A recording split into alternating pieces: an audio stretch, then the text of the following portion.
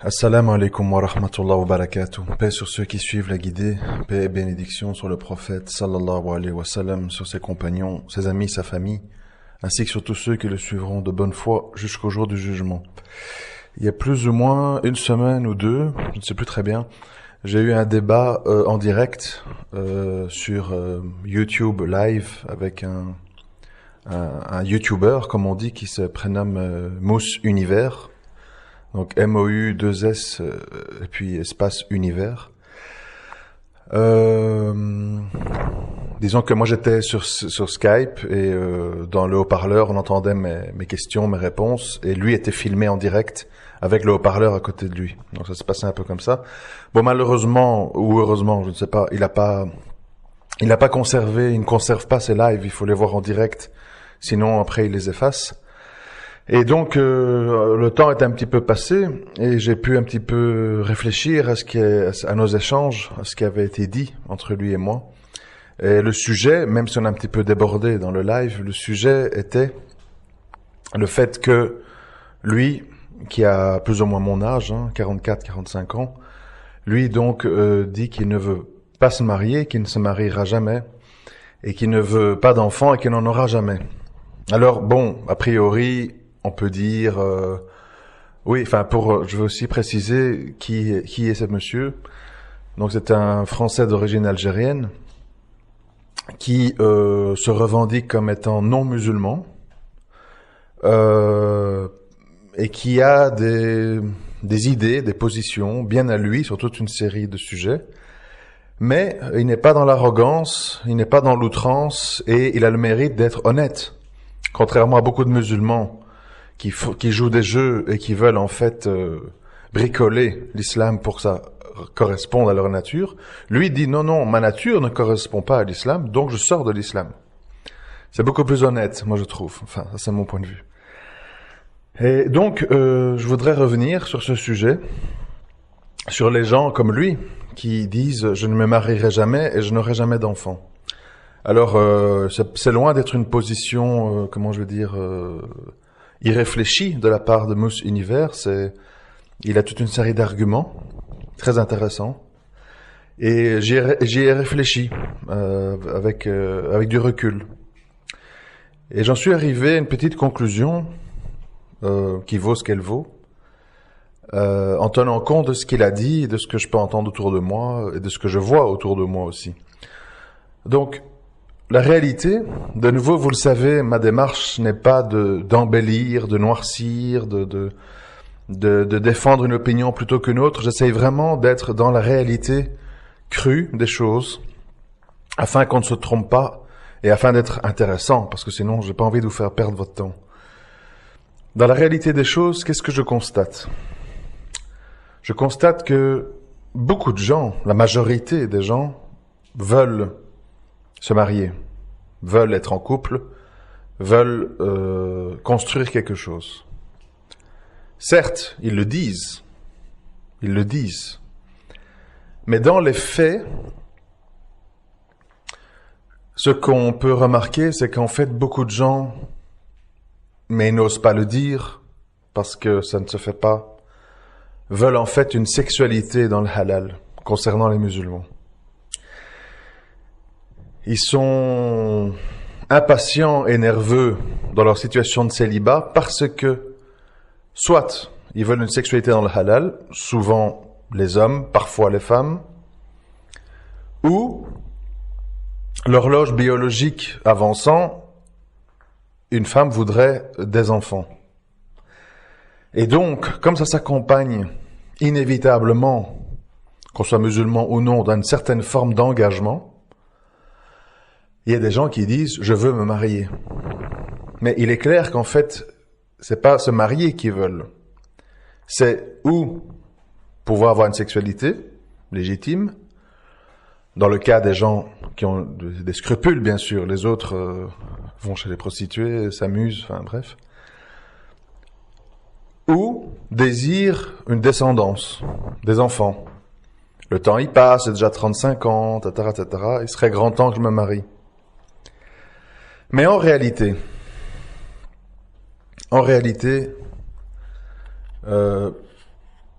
je pense qu'il y a autant d'avis qu'il y a de gens. Il y a autant de groupes qu'il y a de tendances. Qu'est-ce que je veux dire par là? Si les gens étaient honnêtes, c'est ça le problème, vraiment je vous assure, écoutez-moi juste ce morceau-là si vous êtes distraits, vous allez voir que c'est très important. Si les gens étaient honnêtes, on éviterait énormément d'ennuis. Je vous assure, le problème c'est l'honnêteté. L'honnêteté. C'est-à-dire, si deux personnes souffrent de solitude et de précarité économique, mais n'ont pas beaucoup de désirs sexuels, c'est pas quelque chose d'essentiel dans leur vie, voire inutile, c'est pas, voilà, ils ont un taux de testostérone très bas, que sais-je,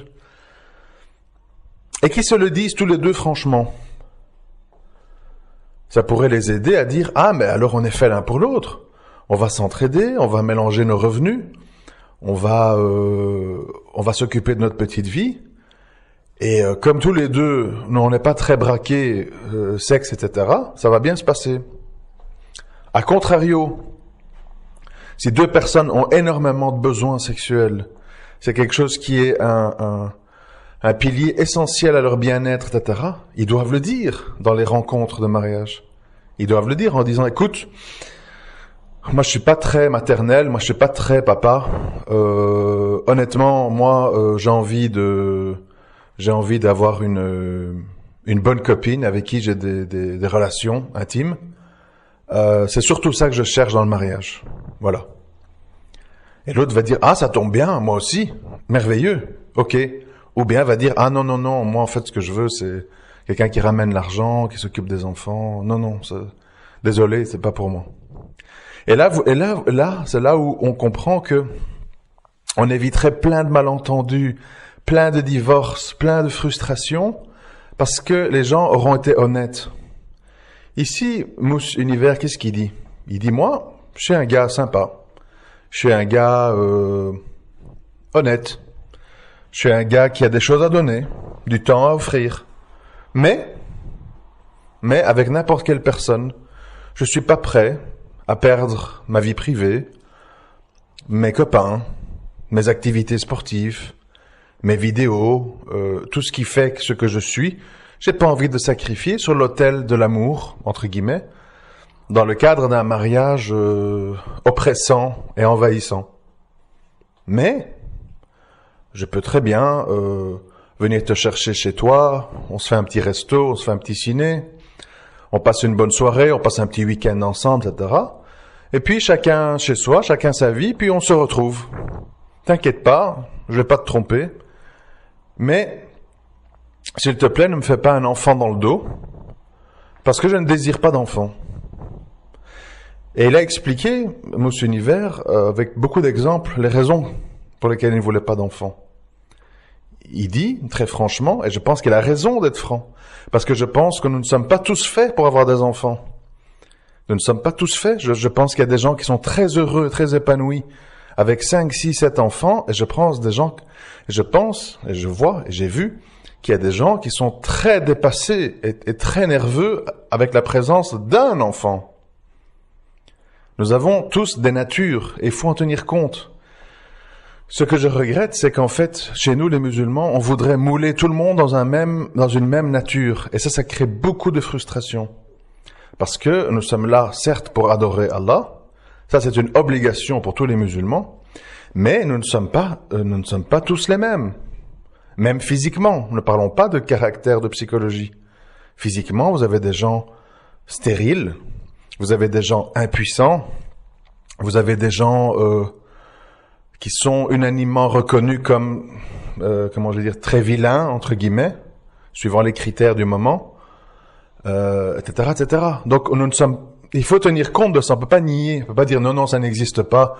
On est tous fertiles, on est tous sexuellement au top, on est tous beaux, on est tous charmants. Ce n'est pas vrai. Ce n'est pas vrai. Donc, ça veut dire que chaque âme sur Terre a une destinée, a des choses à apporter. Par exemple, on le voit dans le cadre de grands savants de l'islam comme Cheikh Ibn Taymiyyah, c'est quelqu'un qui n'a pas été marié. Je ne sais pas s'il a eu des enfants ou pas. Je suppose que non, vu qu'il n'a pas été marié. Et pourtant, il a apporté beaucoup à l'humanité. Donc, ça veut dire qu'on peut apporter beaucoup à l'humanité sans être parent, sans être dans le mariage. Si vous savez que vous êtes quelqu'un de trop égoïste, avec un trop sale caractère, etc., pourquoi vouloir de force faire vivre ça à quelqu'un et le faire souffrir? Et tôt ou tard, l'âme humaine étant faible, ça se terminera en divorce. À un moment donné, il faut savoir qui on est et savoir ce qu'on a à offrir. Et dans le cas de ce monsieur Univers, moi j'apprécie le fait qu'il dise « Voilà ce que j'ai à offrir. » Du temps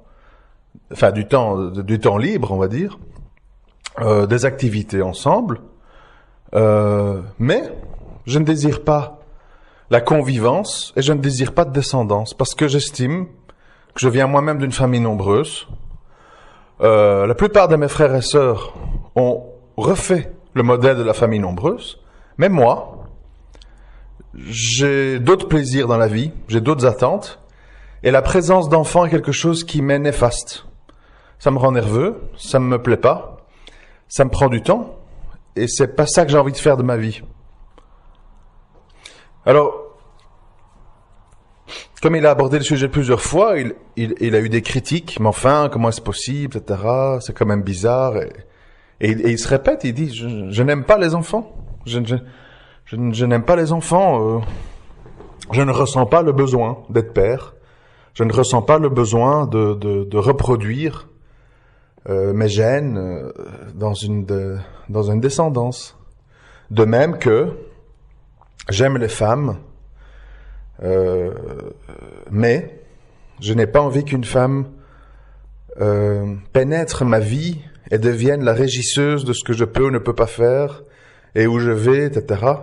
Même si je n'ai pas de mauvaises intentions, je n'ai pas envie d'être comme ça mis au banc des accusés et d'être sous le feu de tous les espionnages parce que quelqu'un, soi-disant, m'aime et veut vivre avec moi. Et je peux le comprendre, je peux vraiment le comprendre. Alors vous savez, moi je suis obligé de parler un peu de moi parce que, comment dirais-je, moi je ne connais pas la vie des autres intimement. Je ne sais pas qui est quoi, qui veut quoi. Donc je ne peux pas parler de choses que je ne connais pas. Ce que je connais, c'est par ma vie et les gens que j'ai croisés dans ma vie. Et le bilan que j'en fais, un petit peu comme j'ai dit au début de cet audio, c'est que surtout à notre époque où les gens sont éduqués dans le culte de leur spécificité individuelle et pas dans un modèle robotique qu'on reproduit de mère en fille, de grand-mère à mère, comme c'était le cas dans les pays ou les villes traditionnelles, les montagnes au Maroc, etc., etc.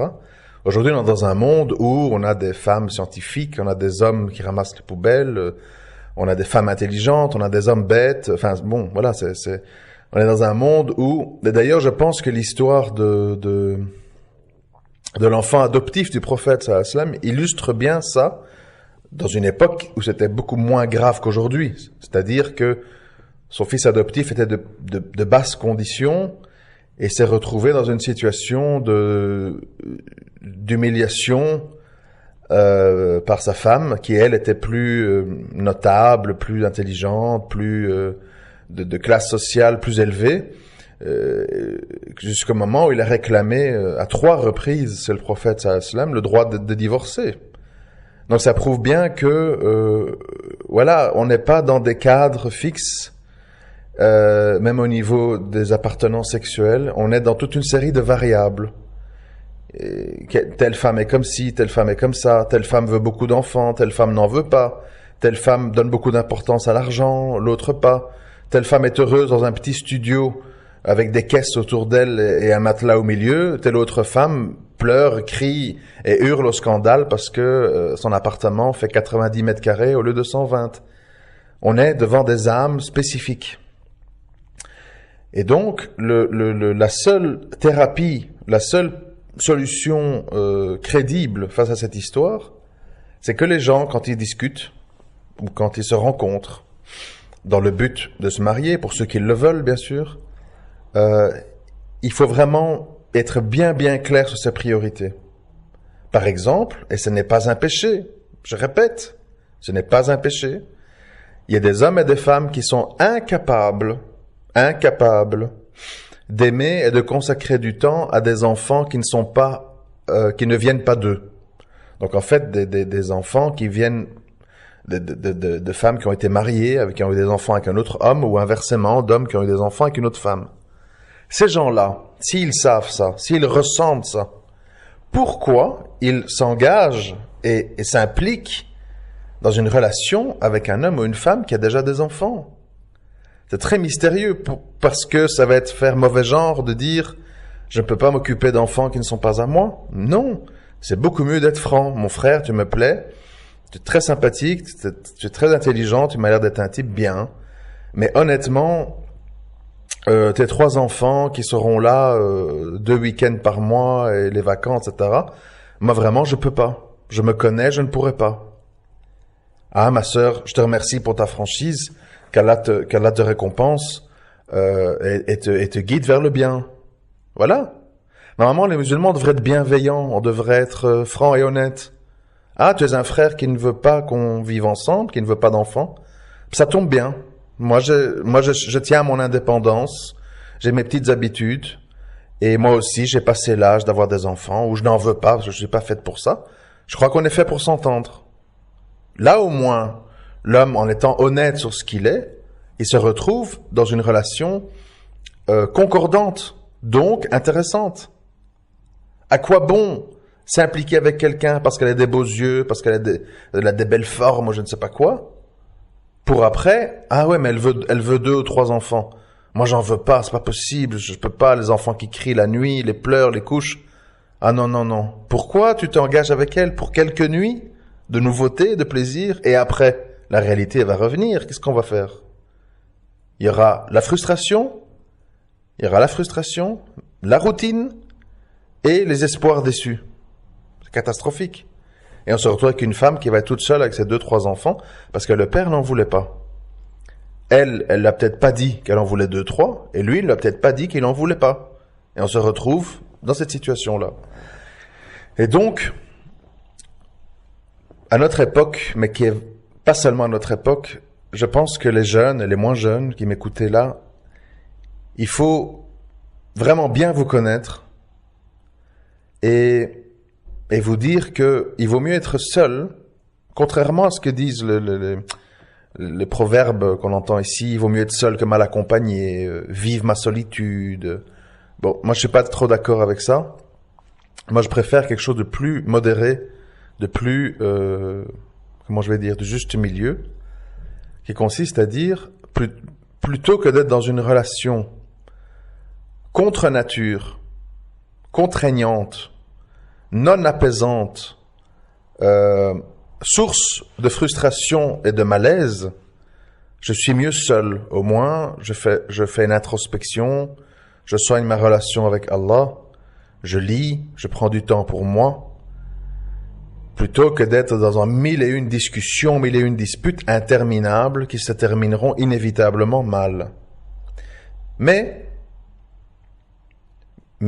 j'ai des choses à apporter aux autres et les autres ont des choses à m'apporter. Et si Allah met sur ma route, d'une façon ou d'une autre, quelqu'un qui me comprend, que je comprends, qui a de la compassion pour moi et pour qui j'ai de la compassion, qui comprend mes problèmes, mes frustrations, mes phobies et pour qui je comprends ces frustrations, phobies, etc., ça me plairait bien quand même d'être avec quelqu'un. Je crois vraiment pas que nous sommes faits pour être seuls. Vraiment pas. À des très très rares exceptions. Mais je pense que nous sommes faits pour vivre avec des gens qui nous correspondent. Moi, je connais un frère qui est très sensible de l'audition. Et c'est quelqu'un, si des frères dans un débat chez lui élèvent la voix, ou si une femme se met à hurler, comme on peut en voir parfois dans certaines mentalités, il est profondément déstabilisé, puis nerveux et puis agressif. Donc c'est quelqu'un qui ne peut pas être avec quelqu'un qui élève la voix, qui utilise des mots lourds, qui humilie, qui hurle, il doit être avec quelqu'un qui, en toutes circonstances, arrive à garder son calme. Même si elle est stérile, même si elle est divorcée. C'est son critère numéro 1. Quelqu'un de calme, qui est dans la communication et la bienveillance, et qui, bien sûr, me plaît et à qui je plais, mais pour le reste, n'est pas très exigeant. Voilà. C'est quelqu'un qui a cerné ce qu'il attend d'une femme et ce qu'il a à offrir à une femme. Pourquoi? Je veux dire, ça arrive trop souvent, parce qu'on me relate le témoignage des gens qui... Enfin, moi j'ai vécu le cas, donc je suis bien placé. Les gens m'entendent depuis des années et des années, donc bien sûr des femmes aussi. Donc les gens ont très bien compris comment je réfléchis, comment je vis. Les gens ont compris que je suis quelqu'un d'éponge, qui absorbe les situations, qui absorbe les sentiments, qui suis, bon, de moins en moins, mais quand même, qui suis un émotionnel, donc qui vit les choses intensément. Et on a compris ma façon de voir les choses à travers les audios. Et pourtant, malgré ça, des femmes qui ne me correspondent absolument pas, qui veulent me changer en tout point, continuent à venir vers moi. Et je ne comprends pas. J'ai dit, mais dans quel but? Vous faire du mal? Vous espérer que je devienne ce que je ne suis pas? Je ne comprends pas. Moi, c'est quelque chose qui m'échappe, en fait. C'est comme si moi, je souffre à l'idée qu'une femme travaille au milieu de collègues, elle va en petite tenue, elle fait la bise, elle met du parfum. Pourquoi je vais épouser une femme qui correspond à ça? Je vais souffrir, je vais devenir fou. Je peux terminer à l'asile ou en prison pour crime passionnel. Je vous assure, on pourrait éviter tellement d'ennuis si les gens se regardaient dans une glace et disent « ça et ça et ça, je peux pas, vraiment pas ». Même si la fille me plaît, même si elle est belle, même si elle est charmante, si à ces points-là, je dois absolument renoncer. Absolument renoncer. Et je dois en parler lors de ma rencontre, pour voir comment elle réagit. Après, les mensonges. Un autre cas, un autre frère que je connais, il a dit, moi, j'ai besoin de construire ma vie de couple, et je n'envisage d'avoir des enfants, parce que pour moi, un enfant, c'est un projet, c'est pas quelque chose qu'on pond comme ça, comme une poule. Et j'ai besoin d'au moins 2 ans pour bien connaître ma femme, vivre des choses avec elle avant d'avoir un enfant. La femme lui a dit oui. Et puis une fois dans le mariage, au bout de 15 jours, je veux un enfant. Et les tensions s'installent, et puis on est parti, et ça se termine avec la police, des ennuis, des divorces, etc., etc. C'est malheureux, mais c'est parce que les gens sont tellement désespérés qu'ils veulent se marier à n'importe qui. Ah oui, je suis d'accord d'être coépouse, très très bien. Moi, du moment que j'ai une sexualité dans le halal, tout va bien. Et puis, on a sous-estimé ses instincts de jalousie, ses instincts de possessivité, son envie d'espionner le téléphone, la boîte mail du mari. Et puis l'homme, il dit, mais attends, tu m'as dit que tu étais ouverte à ça, que tu attendais ça de moi, pas plus. Ah bah oui, mais les choses ont changé. Parce que j'ai pas tenu compte de qui j'étais, de comment je réagissais. J'ai cru, voilà. Et puis ça se termine mal. Des déceptions, et souvent des enfants au milieu. Voilà, là c'est trop tard. Donc plutôt que parler d'avortement, de divorce, d'avocat, etc. Est-ce qu'il vaut pas mieux, dès le départ, de bien dire qui on est? Voilà, je suis une sœur. J'ai 36 ans. J'ai déjà eu mes enfants dans un précédent mariage. Je voudrais un homme pour me protéger, pour avoir une vie de couple, sexualité y compris. Moi, je peux apporter de l'aide pour le ménage, pour faire à manger, etc. Mais je ne veux pas de coépouse, je ne suis pas du tout préparé à vivre ça. Je ne veux pas d'autres enfants. J'en ai eu un certain nombre et j'ai atteint mon quota de supportation. Voilà, si ça t'intéresse à toi aussi, mon frère, je suis intéressé par le mariage. Si le frère il dit ah non, moi il me faut absolument 4 enfants à moi, et puis d'ailleurs tes enfants, je sais pas, c'est dur, c'est pas les miens. Il faut renoncer, même s'il est beau, même s'il est intelligent, même s'il est pieux, même s'il connaît le Coran par cœur. Il faut renoncer avant. Renoncer. Personne ne vous oblige avec une arme sur la tempe. Une sexualité dans le halal ne vaut pas des années de drames, de disputes. Je suis désolé. Il faut prendre sur soi, il faut trouver des solutions, chacun les siennes, mais s'engager dans un mariage avec un enfantement, quand soi-même on n'est pas clair là-dessus, c'est très dangereux. Et on fait beaucoup de dégâts, hein, les familles, les menaces, les gardes, les divorces, les distances, enfin, je vous laisse imaginer toute la suite. Et donc, voilà, pour conclure, moi je trouve que ce monsieur Univers, il a finalement une position assez courageuse, alors qu'on pourrait le croire lâche et égoïste. Moi je pense que c'est assez courageux, parce qu'il dit, bien sûr, si tout le monde fait comme moi, l'humanité s'arrête. Il n'y aurait plus d'enfants, etc. Mais il dit, c'est pas le cas. Il dit, tous mes frères et sœurs sont mariés, ont beaucoup d'enfants. Mais moi, dans mon cas, je ressens pas ce besoin-là. Je vis pas avec la peur quand je serai vieux, j'aurai pas d'enfants autour de moi qui s'occuperont de moi. Je vis pas là-dedans. Je veux pas faire d'enfants pour ça. Et son discours, qui est peut-être entendu par des femmes, etc., a le mérite d'être clair et transparent et d'attirer vers lui quelqu'un qui, comme lui, a des valeurs humanistes, est en réflexion sur le monde, a envie de passer du bon temps, mais peut-être pas de vivre ensemble, et a envie de faire des choses à deux, mais peut-être pas à 3 ou à 4 avec des enfants.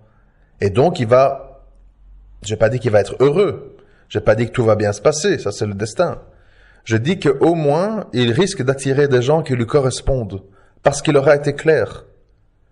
Beaucoup trop de gens, sous les excuses diverses, veulent se marier. Et puis la vie les rattrape, leur nature les rattrape. Et après, qu'est-ce qu'on fait? Faut bien réfléchir à ça. C'est pas un jeu, parce que ça implique beaucoup de choses. Les gens qui ont des vies sentimentales compliquées comme moi, je suis bien placé pour vous le dire. Croyez-moi, après, on a beaucoup de regrets. On a beaucoup de regrets parce qu'on est pris au piège et il n'y a pas de solution facile pour sortir de là. Il n'y a que des solutions boiteuses ou à moitié satisfaisantes. Après, on le sait bien, c'est pas tout le monde qui va dire je veux pas me marier, je veux pas d'enfants. Mais ceux qui le disent comme Monsieur Univers, il faut dire c'est leur droit. Ils sont honnêtes. Laissez-les tranquilles. Laissez-les tranquilles. Ils n'embarquent pas des gens dans des histoires scabreuses dans des histoires qui ne correspondent pas à leur nature profonde. Au moins, ils préservent les autres. Je trouve ça bien, personnellement. Et je trouve qu'il faut respecter le fait que nous sommes tous divers, avec toutes nos différences, et nous engager avec des gens où on sait qu'il y a au moins quelques passerelles communes pour pouvoir construire. Parce que, comme je l'ai toujours dit, on ne vit pas dans un lit, on vit dans la vie, et c'est très nécessaire pour construire. Je vous remercie de m'avoir écouté. À très bientôt, Inch'Allah. Assalamu alaikum wa rahmatullah wa barakatuh.